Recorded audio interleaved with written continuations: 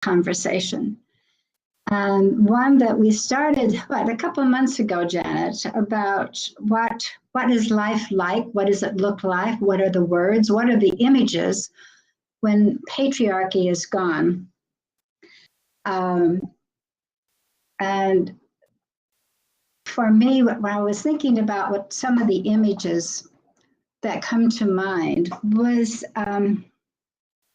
the beautiful Indra's net that, is this great cosmic net coming from the Buddhist and Hindu that has jewels in each intersection, which people would call synchronicity, or when we have an energy center that comes together. And the beautiful thing about it is that the jewel that can represent each one of us in the vast universe can reflect all of the other jewels. And there's no saying where one is better than the other, but one truly affects the other. So my dreams, my images helped to be part of that collective consciousness of new words and new images in which we're free from patriarchy. That, as far as I'm concerned, is destroying the earth and is harmful to everybody. So having this show and having this conversation is a time for us to dream together. And then in the dreaming of the images and of the words that come, we become as a collective and bringing that dream about. Yeah.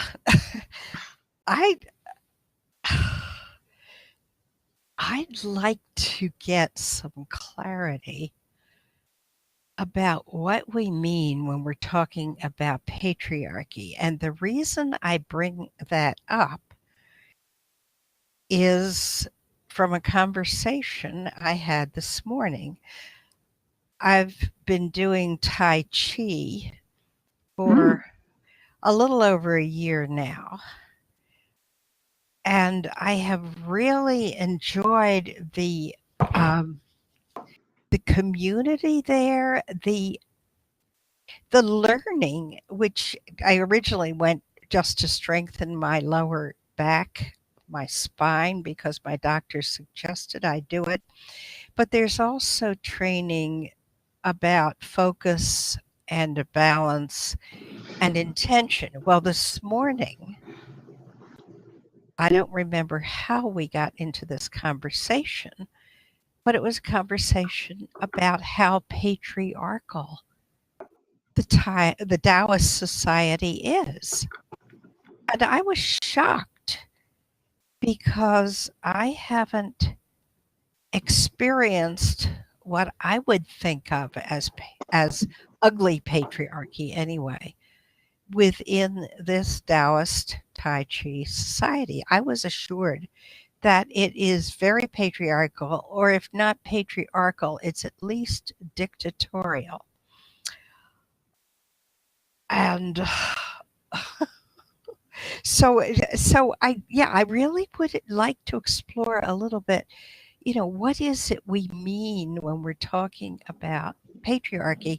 And I can tell you the aspects of patriarchy that I personally resist because they've been so painful to me are male abuse toward women rather than respect of women. And there's also a part of me that recognizes, for example, if you were in an airplane and the airplane got into mechanical difficulties, there is a sense in which you want a patriarchal structure in place at that point because you want someone who knows what they're doing telling you what you need to do. So I'm kind of sitting here this morning just trying to get clarity about this whole concept of patriarchy. What is it we're talking about when we're talking about patriarchy disappearing. Well, I think you're right. Well, I've done Tai Chi. I actually did it was called Tai Chi Cha, which is simpler.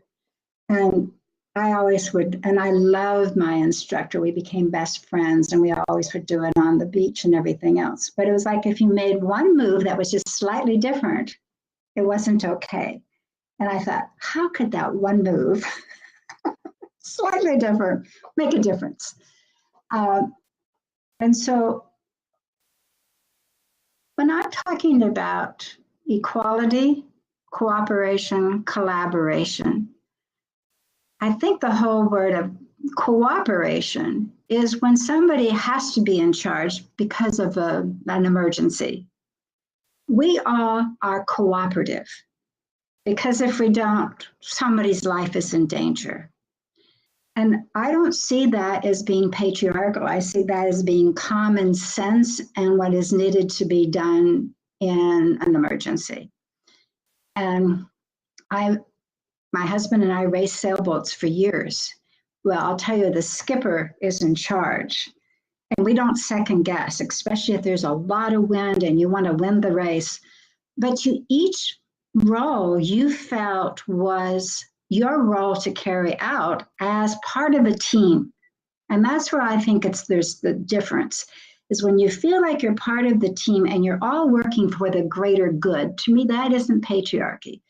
Patriarchy is, for me, is that we're all working for one person and they think they're the good and we're not good enough. So, and certainly when men have been abusive in language and in physically and etc., that is how that is the method for keeping patriarchy in place.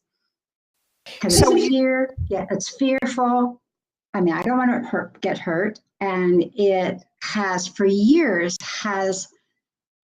has stopped us from what we can move into our full potential as human beings. And so the kind of patriarchy you're talking about dissipating or disappearing would be the abuse of dynamics, as opposed to the supportive and co-creative dynamics. Am I understanding you correctly on that? You are absolutely right. Yeah. Because even if you have somebody who has to be in charge for the moment, it's the pilot. I'm not going to second guess the pilot on an airplane. Or even the flight attendants, when there's an emergency, or I shouldn't even do it during the thing, that they're trained for this. But we're working in harmony with as passengers, right? I mean, our role isn't to be in charge. Our role is to be cooperative. So that's but we're being cooperative, not out of fear, out of it's the right thing to do. Because it's what's going to save all of our lives, hopefully, and benefit all of us. Yeah, and I think that's the really important distinction to make. I know there are times in my life when I want someone to give me instruction because I don't know what I'm doing.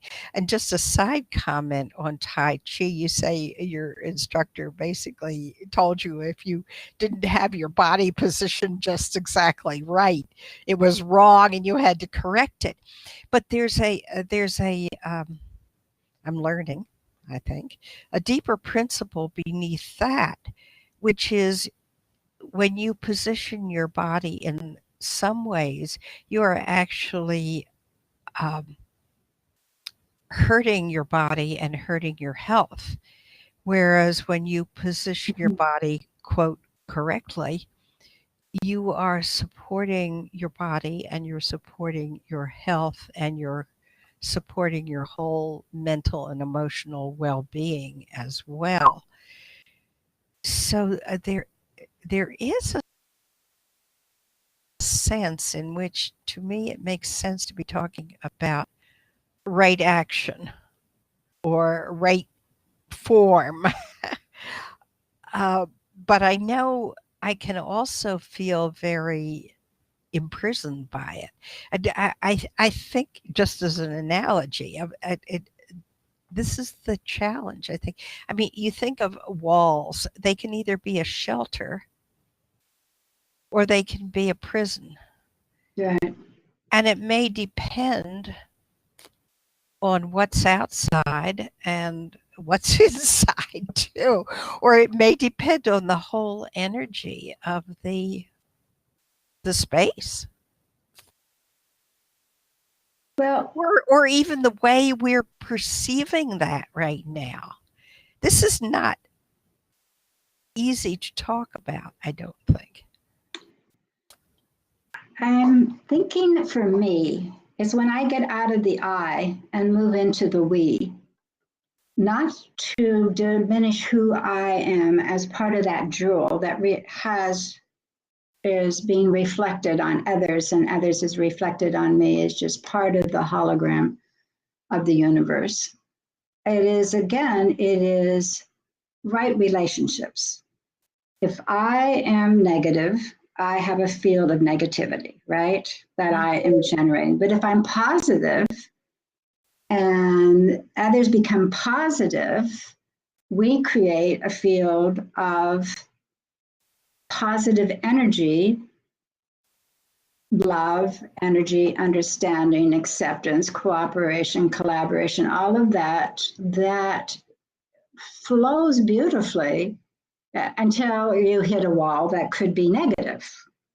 And then it can be like the river. You can be stopped for a while, but if you keep going, you can wear down that wall. My personal wall would be once we hit an obstacle was, oh, I can't do it. This is too hard. This is my negativity gets in the way. But if there's a flow of energy that is going to the natural order and it's positive, then I'm not building up any walls and I'm going to go around walls, and it's like our body, it's through osmosis and everything else, there's this incredible exchange of energy. We aren't solid. We think we're solid, but we're not. So your energy affects my energy. Your ideas have an energy to it. I breathe in the same breath that's been going on for 4 billion years, the air. So it's all interrelated and interconnected. And when we can kind of step out of the negative or the confinement, however we have defined that, and see the greater, the cosmic universe, etc., that there is no division, that we all are one. It doesn't mean that it's going to help the situation, the immediate situation, but I think eventually it does. And I'm going to have a lot more fun when I put my energy in that which is positive. And I agree with that. And just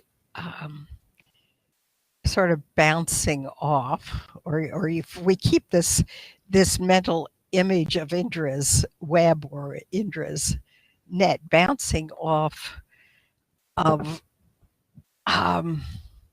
your idea of, if I run into a blockage, I can get myself frustrated, or I can just take the next step.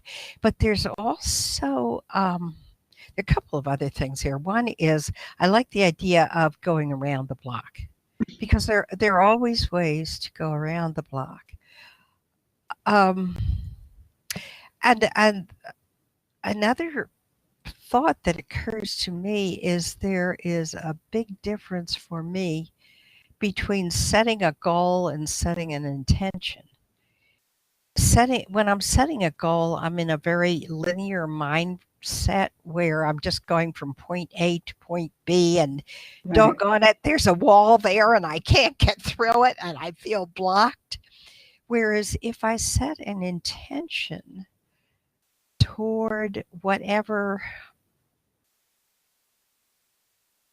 energy or space I would like to co-create beyond the block, then it's almost as if the block disappears, or I am able simply to transcend it or move around it. I'm challenged with words here a little bit, but to move into the space in which I want to live or be. I think that's really good, Janet. I love that. And I also think sometimes when we set goals in the rapid change that is happening in our world right now, it is so rapid, we can get out of our creative flow. And what I hear you talking about is as long as we stay in the creative flow, and, we don't know, there might be somebody on the other side of the wall that we're connected to, and they're going to tell us how you can get around this obstruction. Or there's many of us that do it. So it's that kind of collective wisdom or new ideas or problem solving or solutions that is to me the new order. That is to me when patriarchy is gone. And I just watched this film called The Toxic Puzzle, which is very appropriate for our problem with the blue-green algae, and how there's a chemical release in there that they know is causing Alzheimer's, it's causing Lou Gehrig's disease, and etc. But they worked as a team of scientists around the world, not in their own little silos, which is usually happens, but around the world to start putting together the puzzle pieces. And there wasn't anyone that was they weren't trying to compete with one another. What they were trying to do was the intention was to find out what was going on. And see, that to me, that's the difference. It's like to me, the drug companies right now, they want to find the drug that we're all going to be addicted to or whatever I think is, but they're not going to share their information so that this drug is affordable to everybody, that this can help the good of the whole. And that, to me, that's kind of the two different things of what's going on in our world. The competitive, keep it to yourself, I'm the silo, the I, only our organization, to this just open flow of creativity. That's very similar to a space I find myself in these days, which has to do with simply sharing information or sharing perspectives. If you're at all familiar with Teilhard de Chardin's noosphere, that's what I feel as if I'm part of. Now, you can also use the image of Indra's web or Indra's net, with one node connecting to another node, connecting to another node, ultimately all over the planet. Right. I'm just involved in some really interesting information exchanges these days. And actually, I've been involved in some with you, Anne, about Africa, which have been really helpful to me, because you've been to Africa, what, 4 times? 7. 7? Okay. Well, I've been there once now, but I am continuing carry on the exchange of information with the people with whom I physically spent some time when I was in Africa, and now connecting other people to this little community in Katwadi, Uganda, who may be able to support them in ways that I don't have the skill or experience to support them. And it may just be in additional information or dialogue or new connections. And it's very, it's fascinating, it's fluid, it's co-creative, it's exciting. What frustrates me is when I say something with the intention of offering information, and this can happen with either a man or a woman, but I feel as if I get slapped down. I'm pretty much told, no, you shouldn't say that. No, you shouldn't talk like that. and it's painful, and it feels like a blockage to me. And it's easy for me to move around it Mhm. or to detach from it. I've had a lot of experience having to detach from other people's words, but that's not the space I want to be in. I want to be in the power with space. Right. And I might, I don't know whether I've talked about that on this webinar before or not, but we're in such, it seems to me, we're in such either a power over or a power against dynamic right now. Now, if that's what you mean when you're talking about patriarchy, I agree. It's not a space I want to be in. I see Jeannie's joining us now. But, so how do we shift from either this, the power over dynamic, or the power against dynamic, into the power with dynamic, which I think is what you're visualizing, Anne? Well, see, this is the dream of the million circle. And the million circle is a concept of coming from Rupert Sheldrake, the morphic field, and Jean Shinoda Bolen writing a little book on this. So instead of the 100th monkey kind of idea, where it gets easier and easier when we start doing it, and then more and more people start doing, then all of a sudden there's a huge shift in consciousness and a huge shift in behavior. And so the million circle is that once we hit that million circle, which is not hierarchical, not patriarchal, everybody is equally valued and equally shares, then we shift into this beautiful area where not what we're against, but what we're for. And hi, Jeannie. I just see you. So sorry to be so late.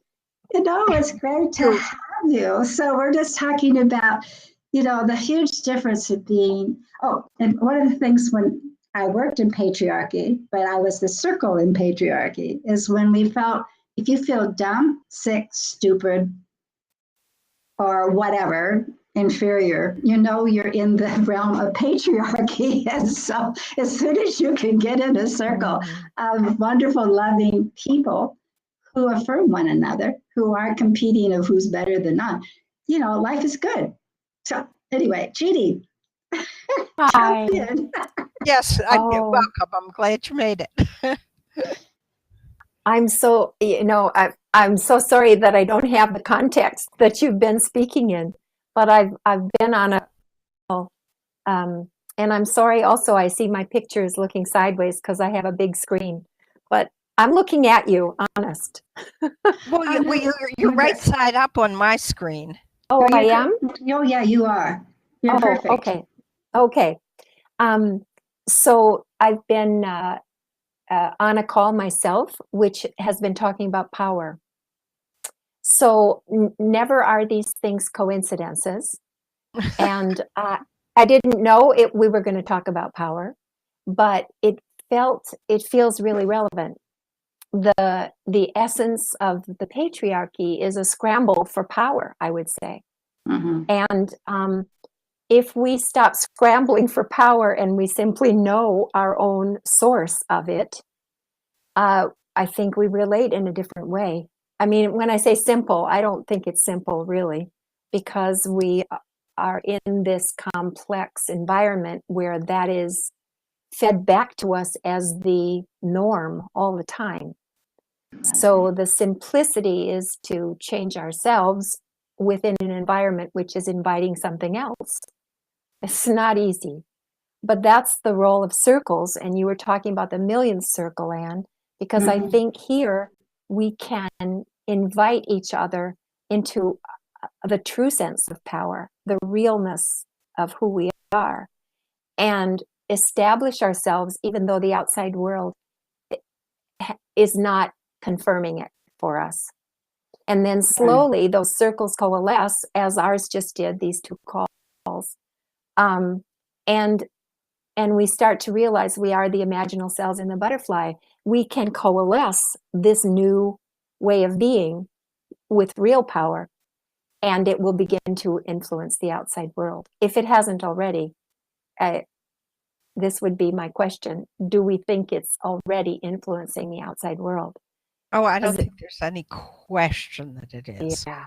I see huge shifts all over the planet of people coming together and supporting one another and working together. Even people who may be on very different sides of the political fence, when they're in a context, for example, of doing Tai Chi together or working together in a community garden or within a family gathering, they are coherent and they are mutually supportive. Yeah, this whole context of the power over and the power against dynamic. Actually, let's set that aside for a moment. That's the dysfunctional, disruptive dynamic that we need to release and let go. But in terms of doing that, for me, it's as you say, Jeannie, it's standing in my own centeredness is the best word I can think of about it. I can also think of it as, again, using these power symbols, a power with symbol where it's a power with a resonance with, first of all, a power greater than myself, whether you want to call it God or universal energy or the Tao or Allah or whatever name you want to give to it. So it's making my own connection with that, which if I'm in that space, it's as if time collapses. There are no barriers. There is just presence. And I think when I can hold that presence, you were saying something about affecting everything around me. I think that's what happens. I'm going to be involved, I believe, in a Time is Art retreat at the end of this month up in the Riverview, Tampa area, which is Jose Arguelles's work. But there's a sense our whole system of time is so arbitrary and contrived, and we've moved away from the natural rhythms of our lives. And again, it's a structure that feels as if it's been imposed on us and we've grown up with it. We're so used to it and we're so conditioned to thinking within that framework that it's very hard to shift out of it. Well, except for I think this is where we as women can help model, because we may think we have control of time until we have a baby. We don't know when that baby we're going to give birth.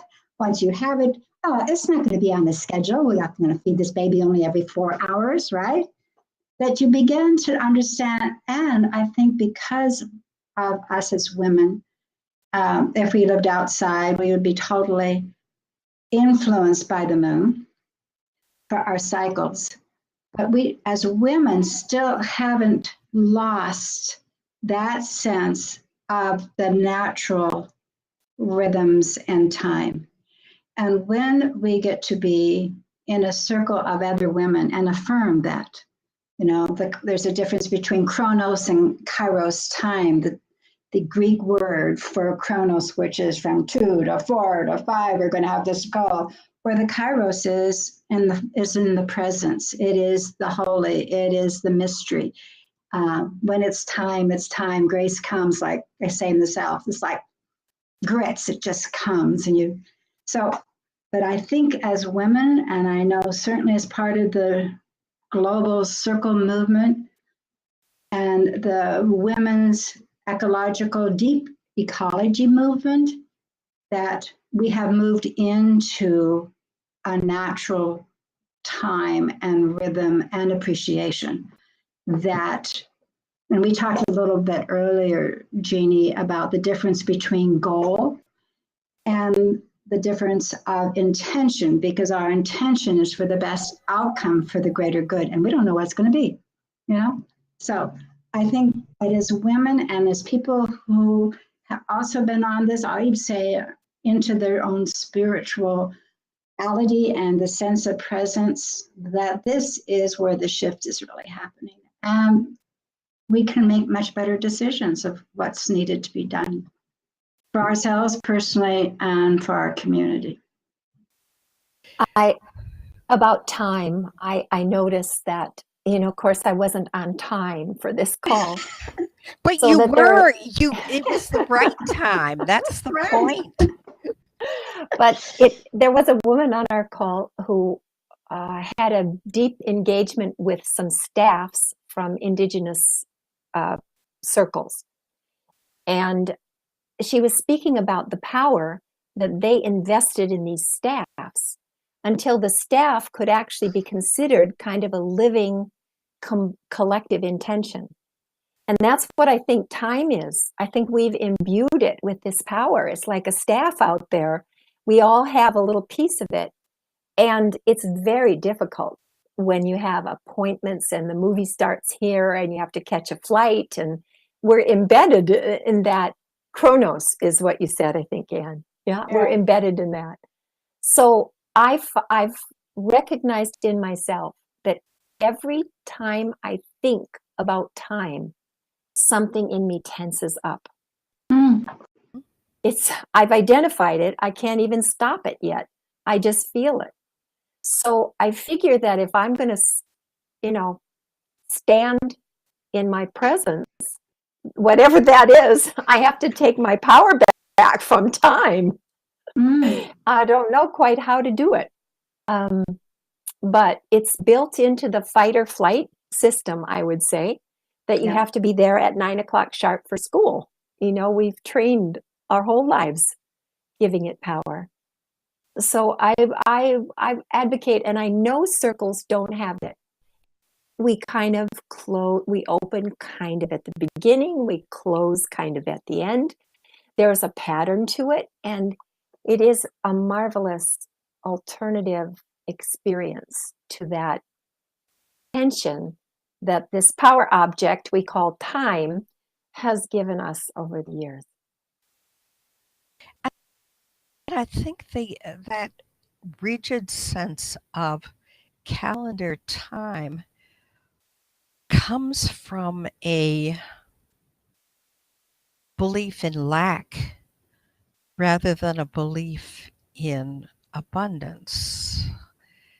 It's kind of, there's not enough time, and I've got to be here now, and I'm standing there with a whip over my shoulders trying to whip myself into the shape that the culture has told me I ought to be, instead of giving myself permission to be who I am and meet my own needs. This morning, it was very interesting. This Tai Chi class is at 9:00, which is a little bit early in my routine.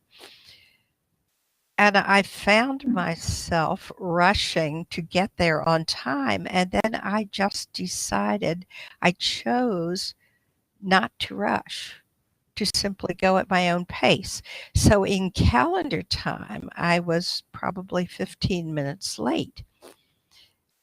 But in my time, I was much saner and more serene while I did spend time with the rest of the group. And no one there criticized me. Nobody slapped my wrist for being late in calendar time. Everything worked very smoothly. So it's interesting to me to just watch this dynamic. And yet I can see also, for example, that we are using calendar time to come together for this conversation. And we almost have to use it. I mean, how else would the three of us be here together this afternoon? See, I don't see time as patriarchal. I see it as kind of like I was talking about how all life needs to have a balance between the acid and the base, right? And some takes more of the base, and you have this litmus test because you don't know what it is when you're in a liquid to see if we're in the proper balance for life. I see. That's just it. That's a phenomena. To me, time is a phenomena. It's how we use time, how we either exploit time, making you wait, Jeannie, or we make agreements that we're all going to meet at a certain time. And if somebody can't make it, they probably have a very good reason. So again, we don't exploit the person by saying you're awful because you didn't make it on time. But you got to have playing time. You got to have operating time when somebody's going to operate on me or somebody else. So yeah, I just think it's neutral. But I think if we were to call it patriarchal, it would be patriarchal time would be not giving us enough time to respond, because they didn't want to hear women's voices anyway. Yeah. Or to really sink into the unknown, or to make that when all of a sudden you can go from the chronos that it's time to move into, and be aware that we're now in Kairos time and the time is literally stopped. I think that awareness is one of the keys. It's just noticing what form or what structure we're choosing to participate in or be part of or use in any particular moment. And it may be that there are times when it's appropriate to use calendar time.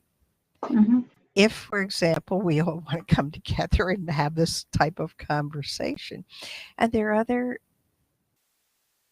times, spaces, when it's not appropriate to use calendar time, and there's a sense in which we don't really, at least I'll just use first person singular, I don't know where I'm going, and I don't know how it's going to evolve, and I don't even think much in terms of the past or the future anymore. It's simply being aware of what's going on right here, right now, and perhaps where I need to position myself within that dynamic, whatever I'm observing or noticing. Hey, Stephen. He's on microphone only. It may be Stephen Donaco. I'm not sure. It's Stephen D. One of the things that we did when we created the round calendar was, which is in itself, there's no round, that I know, there was never a round calendar. It was always squares of 30 days or 29s or whatever. So to have a round calendar, which came from my very creative friend to think totally outside the box, then we wanted it to be a lunar calendar. And so the lunar calendar is much more in sync with us as women. It's used for planting, it's used for fishing, it's used for all kinds of things because that's the earth calendar of how things grow, how things, we wax, we wane, we do all of this because of our amazing symbiotic relation to the moon and the stars and the cosmos. So that's what I loved about doing that calendar. Plus, it was just doggone fun and whimsical and etc. So, and then one of our very first images was the Cheshire Cat, who says, "There's no such thing as time."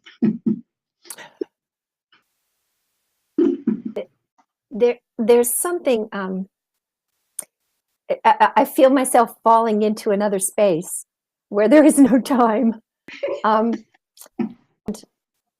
It's a negotiation in this space about where I put my attention, Right. and it's one of the things I love most doing is cleaning the house this way, because I don't go systematically in a line. I just follow whatever is there, calling my attention. And it's, in fact, it's the only way I like cleaning the house. Me But- too, Judy. So there's just something about being able to do that and feel the calls in not such a heavy-handed mental way. Feel the calls and let them call you and do this and take a drink and have a cup of coffee. And that is so natural, I think. And then imposed on that, okay, I have the appointment at 2:00 and I have to make dinner at noon, and whatever is imposed on it continues to guide it. And I like that idea, and that there's a balance. I can't quite envision them as a balance. Right now, they're two different ways of being that I go back and forth in. But I would like to come to a balance where I put my times in that nonlinear space. I put my appointments in that nonlinear space, and they just become another focus of attention so that I don't lose the sense of the wholeness. To me, that's the value of this other, more heart-centered or body-centered way of being. I feel embodied in the whole. I'm part of this greater context. And I lose that with the layering of civilization, time from civilization, or civilization in general. I lose that, especially doing taxes or anything financial. Anyway, I'll stop with that. Well, I think for Stephen, we want you to jump in. And so we've kind of gone from what would our world look like without patriarchy? And so you can see that we're trying to think of the balance, because at times you do need to have somebody in charge in the case of an emergency. Like we want the pilot to take, I don't want to second guess the pilot, but instead we're talking about that it is allowing us to be fully ourselves in what the role that we need to have. And one isn't seen, and the whole thing of cooperation and collaboration and working together, the I from the we. So even with the idea of time, I'm going to a patriarchal time when I'll say, Jeannie, you've got to be here or you're fired. That power over that we talked about, to being more relaxed, looking for the balance, and really being in right relationships. I think we're talking about right relationships, even to something like time. I think we are. That's exactly. Stephen jump in if he wanted to. Hi, Stephen. Welcome. Hi, Stephen. Hello. You got something you want to add? Yeah, and with full appreciation that my own nonlinear time brought me into this at this point, rather than the top of the hour. Me too.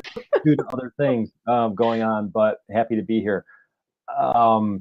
Well, and one way that I really, one of my awakenings in doing this work of expanding consciousness and just being aware of myself and how I've been a man in the world, and how I've been in leadership positions and management positions, and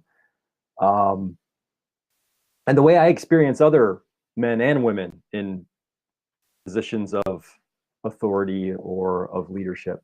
And what I find a lot of hope in is, if you're familiar with Elizabeth Sahtouris's work in biology, and she's talks about how the counterpoint to Darwin was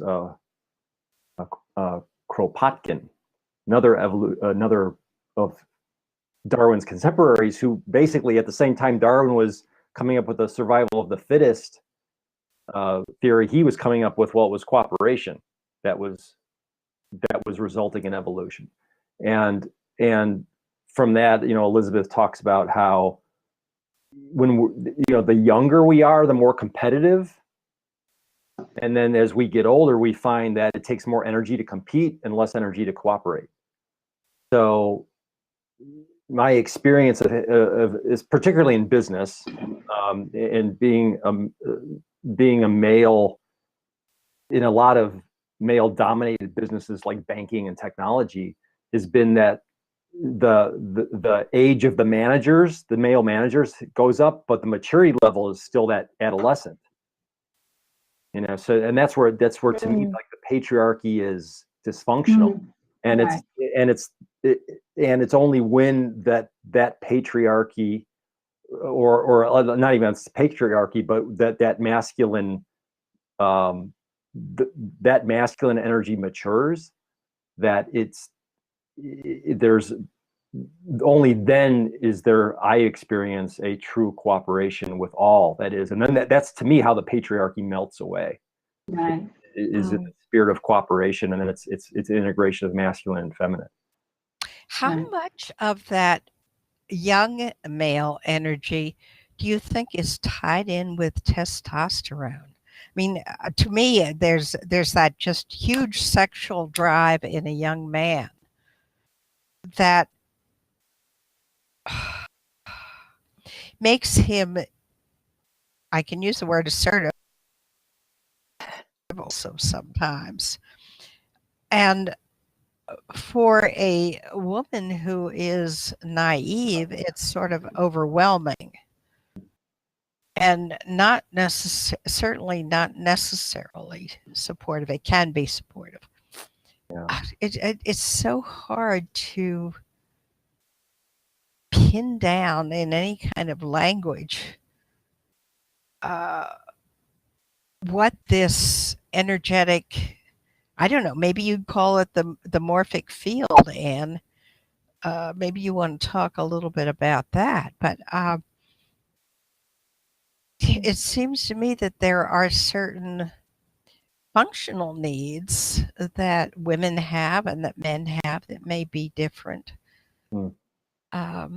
There's a whole focus on money, as opposed to, as Jeannie brought up, the language social currency, which is a totally different kind of exchange. And I think it's probably more what you're talking about, Anne, when you talk about social, or if we talk about social currency, is what brings people together into harmony. Well, yeah, go ahead. Well, no, for so long we have always been said, Father knows best. The men know what's best. And I just heard of a study of monkeys. And in which, this was on NPR, so I didn't see it, I just listened to it. Anyway, the female monkeys listen to one another, other females. And the male monkey only listens to himself. But the female monkeys don't listen to the male. They listen to one another. And so it isn't, for so long, because of patriarchy, thousands of years, that we felt like, obviously, we didn't have a voice on an equal thing. That some of the times, I want to say to Stephen, women, because of the women's movement, we have matured. We have lived in collaborative, cooperative circles. Many of our organizations, and I'll even say when I worked in the patriarchy and the church, I created a circle within that. And they would say, oh, you can't do any end runs. And I said, well, if we're going to get something done, you can't. But so I think it's that's the morphic field. When each one of us, and that's what we feel about circle, each circle that's created, whether it's within a patriarchy, whether it's outside, or and there's all kinds of circles you can have, it makes it easier for the next person. And it makes it easier for the next. And then when there is that critical mass, then all of a sudden, why would you want to go back to being beaten up, being not valued? And that's for male and female. And that is the million circle. That is the tipping point. That is what the big dream is. And to keep my focus there. And now that I'm retired, I don't have any bosses. So why in the world would I do that? Or why would I not continue to evangelize for that? Because it's fun. It works. It's interesting to me, going back to Jeannie's point about housework. If I mean, generally speaking, I hate housework. However, that's when I'm standing over myself with a whip in my hand saying, well, you've got to clean up. You've got to do your wash on Mondays, or you've got to clean up this kitchen so it looks nice, or something like that, which is a very different mindset from just noticing a need for order, for example, and then doing whatever needs to be done to perhaps it's rebalance the support systems around me and rebalance myself.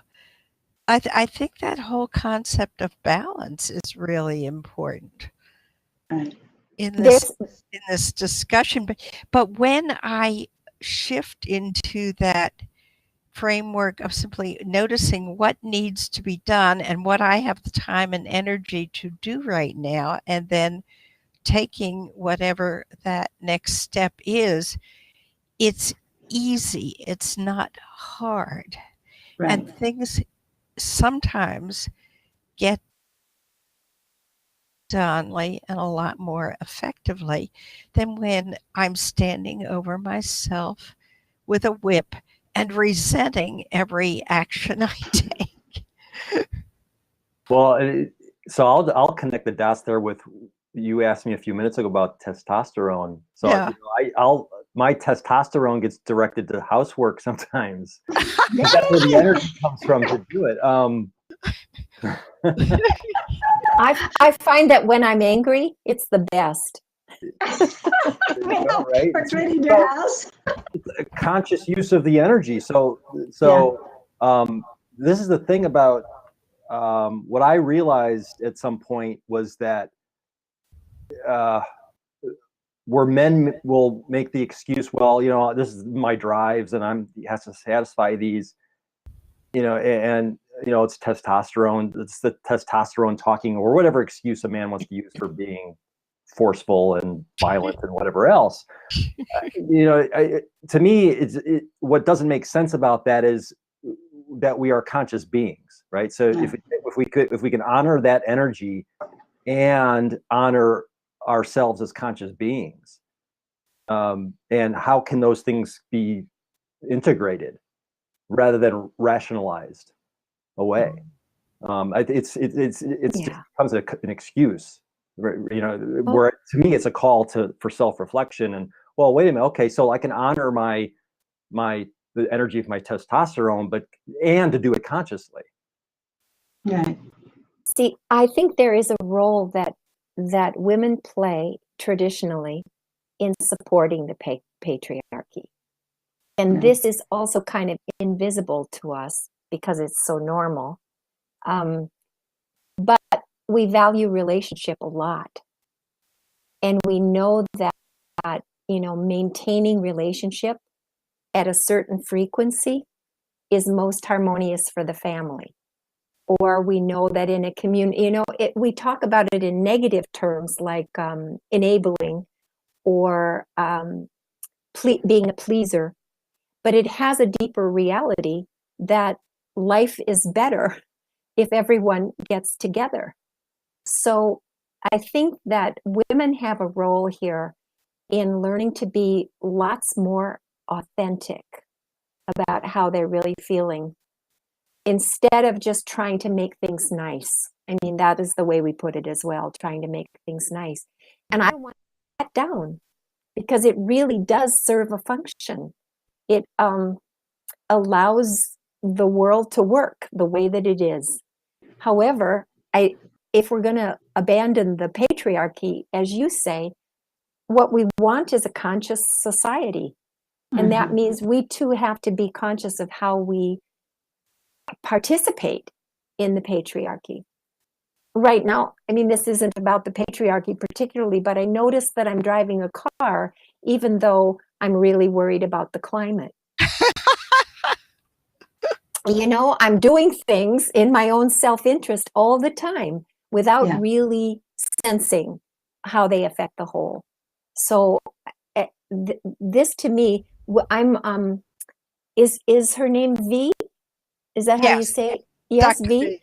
Yes. Dr. V really wanted us to mention that women should be women, you know, that the role that women have to evolve who they are. They don't want to become men in order to change the patriarchy. And that has been a little bit of another direction we've taken. So these things are our self-responsibility from the conscious place that you're describing for testosterone-based activities. And happy to be making it visible. Because all of us have this invisible stuff. And when we start talking about it, it becomes less invisible, more visible there. Plus, there's a compassion, and there's an understanding, and there's a sharing and a connection that comes out of this kind of conversation, at least for me, which is why I think I value these little webinars that we're having so much. And I see we're just about at the end of our time. We have decided that we are going to do the next webinar on the first Thursday of October at 1 o'clock Eastern time. I'll always be a little bit late because I already have a first Thursday call. But you're never late. Not on Barbara's time. You're never late. Stephen, you were not late. You know. Depends on what kind of time you want to impose on. I got it. And I know Anne and I at least had spoken about having the focus of the conversation on art. And I'm thinking that can be a time is art, conversation is art, conduct is art, connection is art, creativity and co-creativity are art. But why don't we come together again in October and we can explore this whole topic of maybe the artistic impulse and what it means to each and every one of us. So I thank you all for being here in your own time and space and making your own contributions to this discussion as appropriate. And see you in another month. Thank you so much. Thank you, Janet. Bye. Bye. Bye.